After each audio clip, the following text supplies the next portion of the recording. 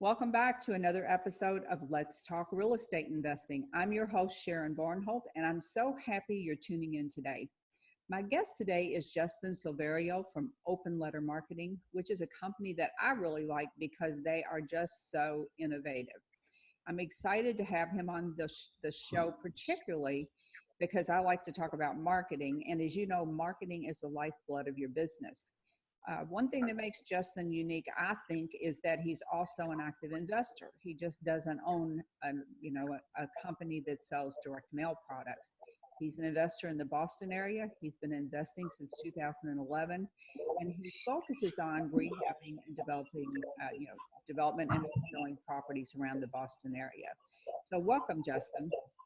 Thanks so much for having me on, Sharon. I appreciate it.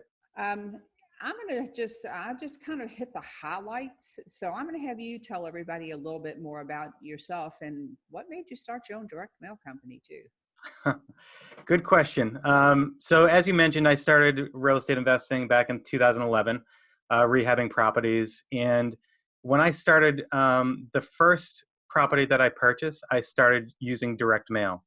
Now I saw direct mail was being used by other investors through forums and all that stuff. So I said, hey, let me give that a shot. And it worked really well.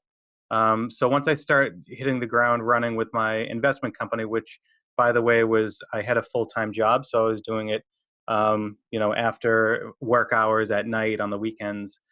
I had to make my time the best that I could and the most valuable. So I really leveraged on direct mail to push out a lot of marketing to people and just to generate responses. So I just have to talk to the people that are interested in selling. Mm-hmm. Yep. Well, I've always loved direct mail because I was around, I call it BI, before the internet, when that was it. You know, I had another business, and direct mail was the way that you got your name out there, and all kinds of other strange things like flyers and things like that to real estate offices, because I had a complementary business. But direct mail has never wavered in the fact that it's always consistently been my number one source of leads. So, and it's the only way you can reach off market deals and do it well, in my estimation, as that first point of contact. I like to, I know we're going to talk about some of your services, but I still like that you can do that first, point of contact as far as with the person with the direct mail. But you all have a couple of things that you've got a lot of things going on that I like. And I wanted to talk about one thing that I saw that you have now, which I think is really cool, is Google Street View postcards. Mm-hmm. So let's talk about that a little bit. Sure. So Google Street View postcards, they've been around for a little while. And what they do is they actually give you the opportunity to put a picture of the property that you're targeting on the postcard. So when you send it to the seller or the potential seller, they see their house right on the postcard. So that triggers a much higher response rate because it's so personalized.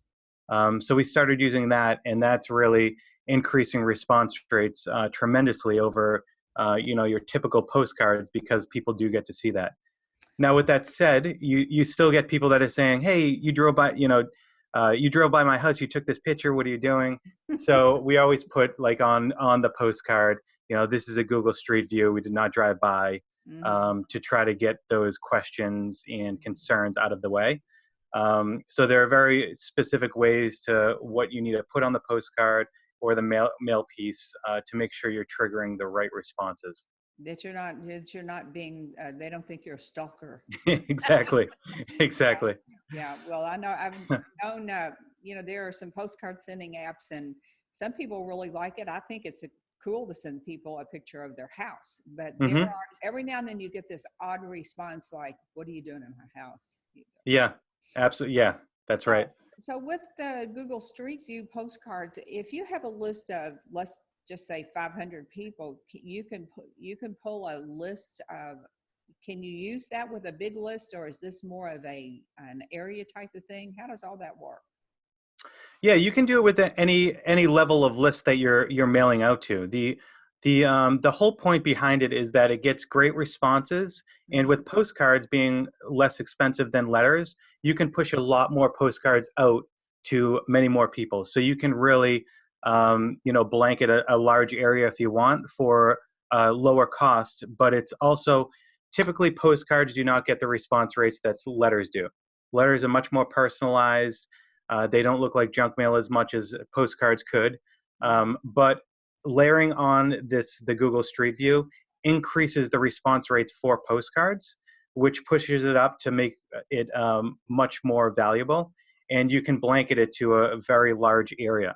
Now, what I would say is I wouldn't be pushing Google Street View postcards out every single touch, but Mm. sprinkling them in as you're going through the year, sprinkling those Google Street Views is a great strategy to do it.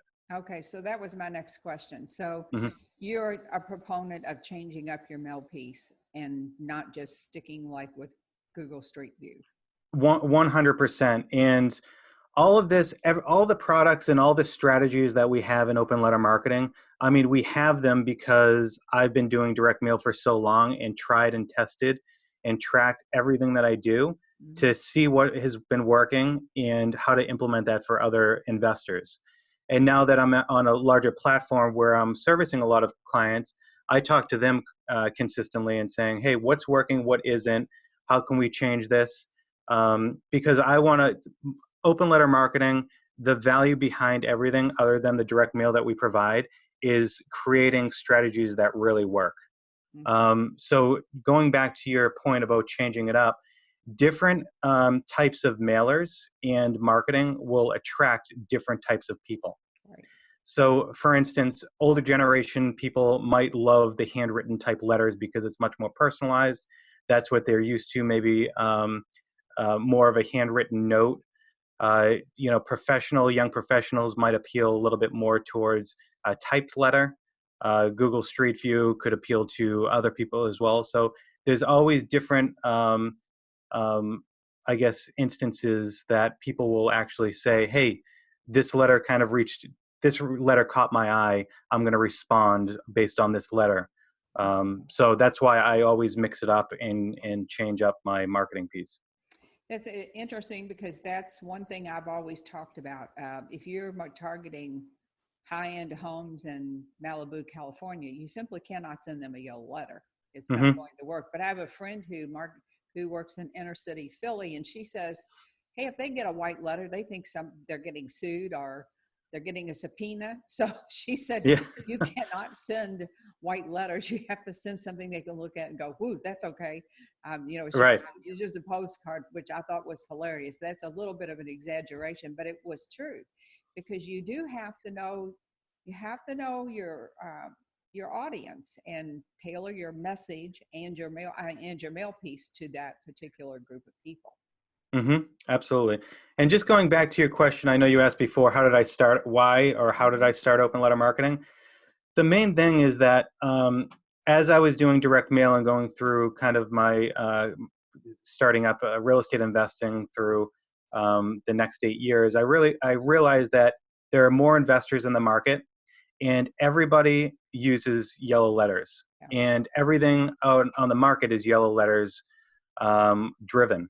So when I was testing out different mail pieces, I was specifically testing different creative letters, mail pieces versus yellow letters to identify how much better my mailers are working than a yellow letter. Because when you come into a market and you have a lot more competition, and 90% plus of the people are using yellow letters or a similar type of product, with marketing, you have to be the one to stand out. If you are sending the same mail piece as everybody else, nothing is going to make you stand out. So I knew that I had a much better product that I was sending in my own real estate investment company that was working much better and proven to be much better.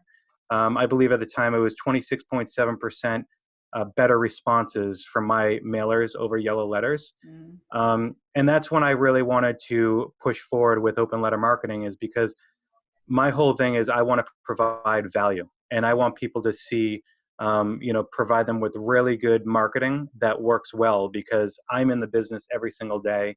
I'm sending direct mail, ringless voicemails, all this other type of marketing. I live and breathe it every day. I know what's working, what isn't. So I really like to feed that in and give people the kind of easy button to show them what's working and why it is working. Well, and I think you're absolutely right. I think you have to find a way to stand out, and each time something changes, you have to kind of get ahead of the curve. I Yes. myself, um, I've never been a fan of yellow letters because I think they get you get a lot of calls, but not necessarily the right calls. And Hmm. at the end of the day, it's really hard to look like a professional company Yes. if that's your only product, you know. And for me, it was all about branding and image. Hmm. And you know, I know everybody has a different viewpoint on that, and certainly there are people that have success with those marketing pieces, but it just wasn't my thing. So we know, I know, and you know that direct mail response here and where you are hovering somewhere around 1%.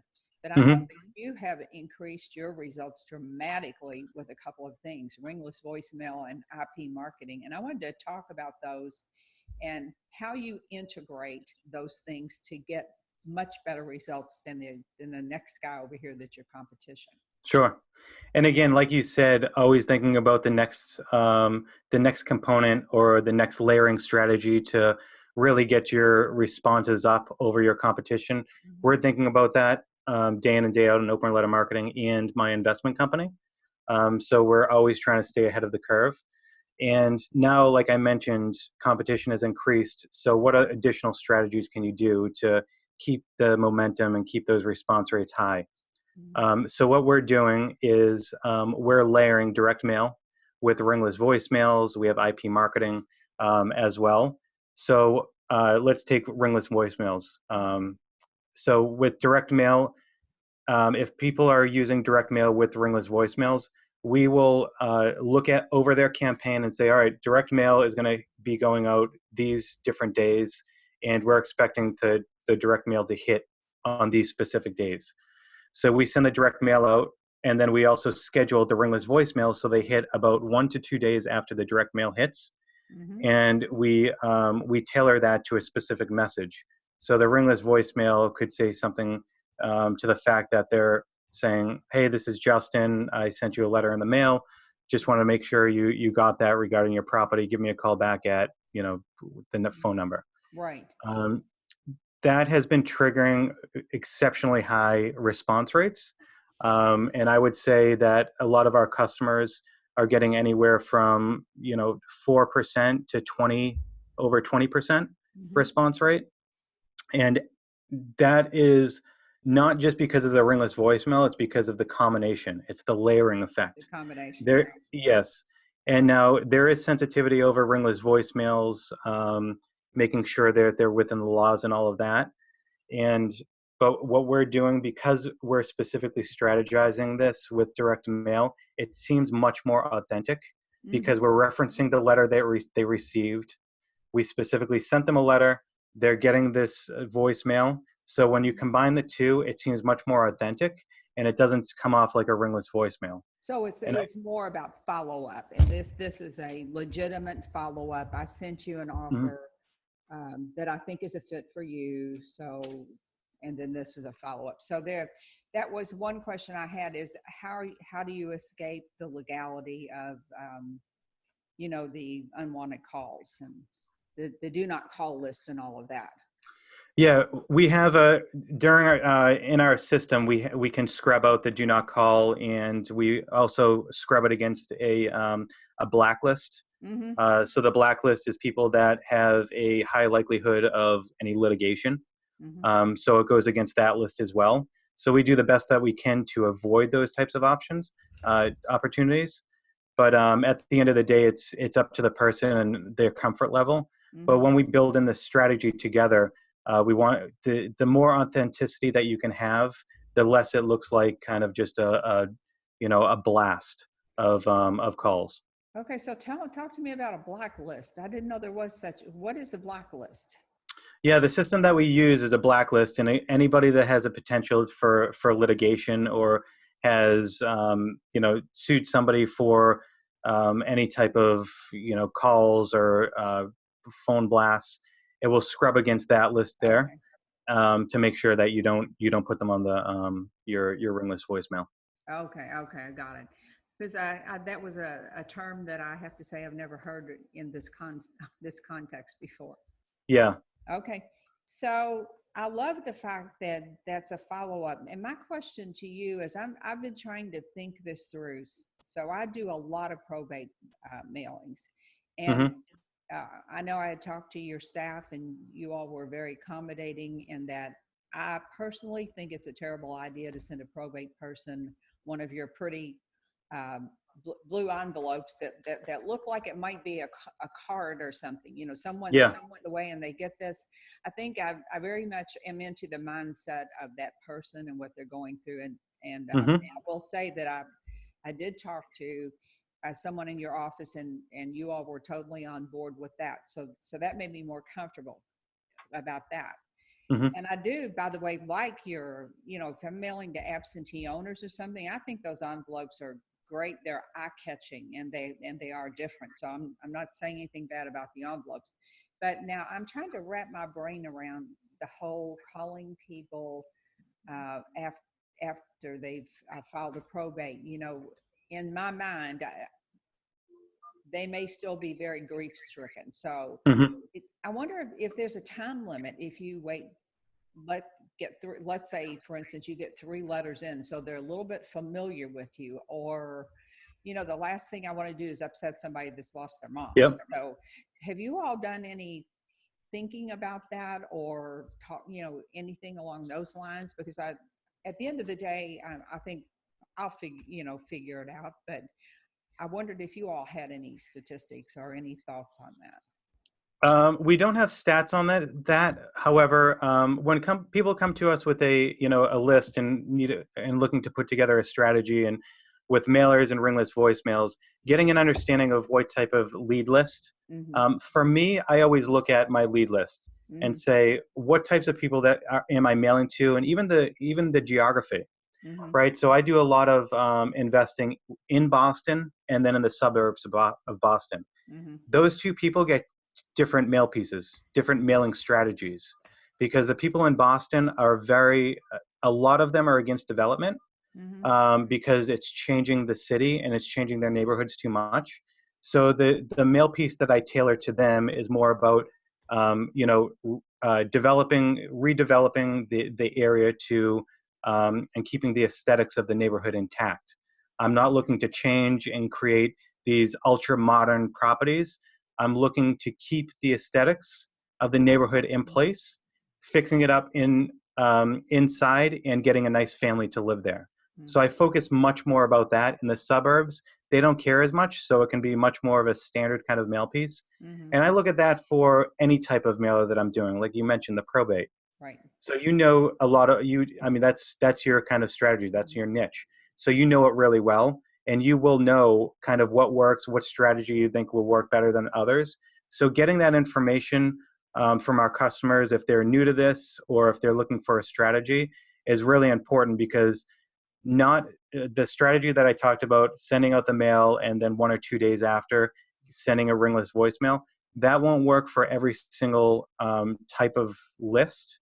And like you mentioned, sending them a mail piece a couple times and then following up after maybe 4 or 5 mailers, Mm-hmm. then following up with them after a certain period of time of when maybe somebody passed away. I think that is much more reasonable than starting the ringless Starting right voicemails off. right That's away. okay. Yeah. Yeah, that's my thought. So people always say to me, well, should I wait a certain period of time or whatever? And I say, no, that person has already waited a period of time. They may open the probate tomorrow, which is very uncommon, but it's probably going to be months down the road. That's their signal to you as an investor when they open that probate that they are ready to move forward with the business of settling that estate. Because Hmm. there is business that has to happen, and people get confused about the process, which is, the house must be sold, the assets must be liquidated if they're not directly inherited. So when someone opens a probate, they're saying, I'm ready to move forward, but they still could be pretty early in the process. So I'm thinking maybe get down the road 4 letters, because probate most of the time probate's going to be over and done in 12 8 no, certainly no more than 18 months unless it's a complicated estate. But most Hmm. of the time, you're looking at, around a year, 15 months tops for that to be over and done with. So the strategy has to be, I think, thought out. What's not going to Absolutely. hurt the person, but boy, that would give you a big edge because they're getting letters every month. And my statistics tell me that something like 90% of the people that aren't working with a professional mail company stop mailing after about the Hmm. third mail piece. So Right. just by hanging in there, if you can get people to understand that, and then something statistically that I found is that over 80% of your deals come at or beyond your fifth mailing. So Yep. I don't teach people send 7 letters or 5 letters or 10. I tell them to mail till the house, as long as the house is available. Just, That's, yeah. So yeah. I'm your best promoter out there. Yeah. That's what I do. I've been mailing for people for years. Yeah. For Well, years. and I've bought houses after years, especially Yep. I have as well. absentee owners. And somebody said, well, that's crazy. And I said, well, in this case, I switched over to postcards. But let me do the math. It was what was that? 36 postcards, $18, and I made Mhm. $12,000. So I Yeah. don't know. Was that stupid? I don't think so. Right. So, but yeah, everything has a different timeline. So there's not any one formula that works for everything. Yep. Yeah, and as you mentioned, I mean that's a great strategy. Marketing strategy is really important for real estate investors. Mhm. I always look at real estate investors. They should be marketers, or they should focus heavy on Yeah. marketing, because if you don't have deal flow and lead flow, then you're not going to have a company for very long. Yeah. And relying on other wholesalers or real estate agents, you're relying on other people's success, Right. right? And I other don't like people's doing that. motivation. Exactly. I don't like doing that personally. I'd rather create a system that I can make sure that it keeps running consistently, and it's all on me. Hmm. So direct mail is that strategy for me. Ringless voicemail, anything that I have direct access over, creating the lead list, sending out the mail, all of that. I think that's really important, and real estate investors have to look at it as kind of a long-term Yeah. aspect, right? Long-term strategy. Yeah. So I think more focus on marketing strategy for investors is a really important piece that most of them don't really look at. Hmm. But it's such an important part of the game. Yeah. Now, another service that you offer that I like and that I was not familiar with until I talked to McKinley in your office was IP Hmm. marketing. I think that's Yes. another really nice thing for most of the world is online. So Right. I'm going to have you talk about that a little bit. I think I understand it, but talk about how Sure. you integrate that with the direct mail and the sequencing of everything. Absolutely. So IP marketing, just for people that don't know what it is, it's essentially when we have a list of people and their home addresses, we can identify their IP address. So the IP address is basically the computer that they log into, their network in their house. So once we can identify their IP address, we can start targeting those IP addresses with ads. So we can specifically send ads to those IP addresses.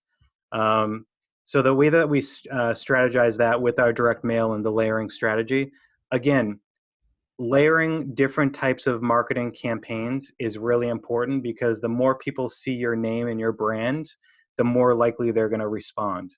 And if you can do it on multiple different types of marketing channels, that's really important. Where with IP marketing, they'll see it on the computer, direct mail, they'll get it in the mail, ringless voicemail, they get it on their phone. So there's these different avenues. So they're seeing you everywhere. So with IP marketing, what we do is we identify the IP addresses of the prospects that people are mailing to, and we start hitting them with banner ads on their computers 1 to 2 weeks before the direct mail gets dropped, and 1 to 2 weeks after the direct mail gets dropped. So it's essentially sandwiching your direct mail, because you're getting them to kind of see the marketing on the computer. Maybe that doesn't really give them any trigger to call you, but once they get it on the mail, they'll remember the brand, and then you'll be hitting them afterwards. So that really gets people to trigger and give you a call, because they're seeing it on different levels. Yeah. It's all about perspective. It's all about, being viewed as the person, the standout brand. And I tell people all the time, marketing is how you get leads, but branding is why they choose you. So Hmm. I think this is like one big wrapped up branding package Yes. that, because let's face it, if you do direct mail over time, it's not cheap. So Hmm. if you can increase your odds substantially, that it's really a no brainer in my book.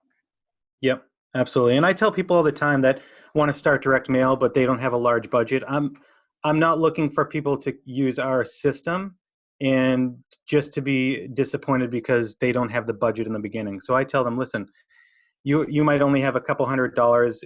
Direct mail is not going to be sustainable for you. Hold off, do some other types of marketing. If you have more Mhm. time than money, do marketing strategies that you can take more of your time, like cold calling or something like that. Driving But your now business. if you start to build deals and you get more capital and you have more cash, then start to use direct mail because it is a long-term strategy. I know it works really well, and I don't want people to just push off some money to do it one or two times and stop. That's not the intent at all. Our company is very much, we want to add value, and we know how much value direct mail and our direct mail system will add. So we just want to make sure that people have the same understanding that is a long-term strategy. Yes, it's expensive, but it does work in the right manner. Yeah, right. Now, let's circle back and make sure everybody understands. If you, it nationally, it seems like the response rate is somewhere around 1%. Hmm. So people will go, "Gosh, I'm going to send out 1,000 letters and get 10 calls," and we go, "Yes." That's the way it works. And uh, but what if you add in ringless voicemail and maybe IP marketing? What are you looking at as far as return? As far as return, I mean, we're seeing a lot of our customers, not just myself, anywhere from 4 to they're getting 20% return, response rates. Now, Okay. with ringless voicemail, you have to keep in mind, depending on where you're pulling your data for your phone numbers, Mm-hmm. um, you're going to have better results or not such great results if you're using a data provider that doesn't have great phone numbers. So it was important for us to also add phone appending to the service. So people, because before I put anything as a service, I want to make sure we're using the very best of the best. And if customers are using ringless voicemail, I want to make sure that I can provide them with an exceptional data append service where they can scrape phone numbers. So that's a really important piece of it as well. So do they get the phone numbers, or is that a service you provide? That's a service we provide. So if Okay. they give us a list, we can use their same list they're going to use direct mail, and Mm-hmm. we can use that list, get the phone numbers, and then start hitting the ringless voicemails with those phone numbers. So Okay. we can pretty much do everything right in house for them. Now, are you? I know we talked about this on a different time. What about pricing? How does all of this affect the pricing for the average person doing 1,000 letters a month or 2,000 letters a month? And somebody that's not doing 10,000 mail pieces. Hmm. So as far as the layering effect, direct mail, our pricing strategy is the more that you mail, the cheaper it's going to be. Right. We're very much in line with a lot of our other competitors, yet the product that we push that we use is um, a much kind of nicer mail piece. Mm-hmm. So we're much more very in line with for on the direct mail side. Um, with with the data append, I think we are one of the cheapest for data append for phone numbers that you can find online. And we do that because again, we want to add great value to people. And this isn't. There's a lot of data append services that's all that they do. Mm-hmm. So their spreads have to be a little bit heavier. Ours isn't because we just want to provide good data and get people those phone numbers. We're also pulling email addresses. So it's up to 3 phone numbers, up to 3 email addresses, and up to 3 property addresses. So they can even do skip tracing for people's addresses if they get returned mail using the same service, which is great. Okay. Yeah. Um, Yeah. That's nice. yeah, and then the ringless voicemail, I think it starts anywhere from depending what you're doing, maybe 20 cent range, and it goes all the way down to about 7 cents, 8 cents. So the additional layering factor isn't all that expensive to do. Once you're already getting the direct mail, to layer these additional things is not that much. Yeah, that's And not, then, that's a lot. yeah, and then IP marketing, it's $24 per thousand, Hmm. for the IP marketing. Okay. Well, Yeah. from where I sit and looking at, if I could get an extra deal a month, let's just say I get one extra deal a month from all of this. Hmm. That's and you're already doing direct mail. That's nothing to add Right. those services on. So this is really something people need to stop and think about. If you're already doing direct mail, you should really be adding these services on. But I can totally see where ringless voicemail would increase your results. That's Hmm. that's really a no-brainer. And I love the IP marketing because everybody's online. And Right. I knew from my first business, because of the marketing we did, we had the perception always that we were the biggest company in the city. I don't know. Hmm. I don't know if that was actually true or not, but that was the perception that everybody had because we were Right. really good at marketing. Hmm. So, well, that Justin, this has just been a great show. I think I would encourage people to come over and check out your site at Open Letter Marketing. But if someone has questions for you, what's the best way for them to reach you? Yeah, they're welcome to reach me on my email, justin@openlettermarketing.com. They're welcome to shoot me an email and ask any questions that they have. Okay. Well, thanks again, Justin, for coming on the show. And do you have any words of wisdom for these people? Any great marketing wisdom for them? um, yeah, I mean, from my perspective, like starting out, looking at just having taking a holistic view over your marketing strategy, and just making sure that if you have, and I always look at it from a time versus money perspective, right? Like I mentioned before, if you have more time on your hands, Mhm. making sure that you can do the types of marketing that will meet that, time or dollar budget, and also doing something that's sustainable for you. Because I see so many people doing any types of marketing, and they do it very well for the first couple months, but then they can't do it consistently, and they can't sustain that. So just make sure people are understanding what they can sustain over a long period of time, because doing something consistently is going to generate the best results possible. Mhm. So that's kind of the advice that I'd have to give. Yeah, it's all about, like Darren Hardy said in his book, the compound effect. Yes, Get that absolutely. momentum, which I love the term he had, Big Mo.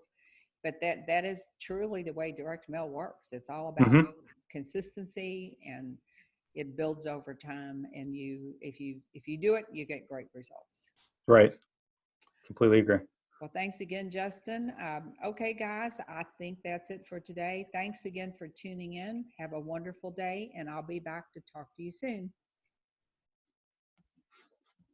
Thanks, Sharon.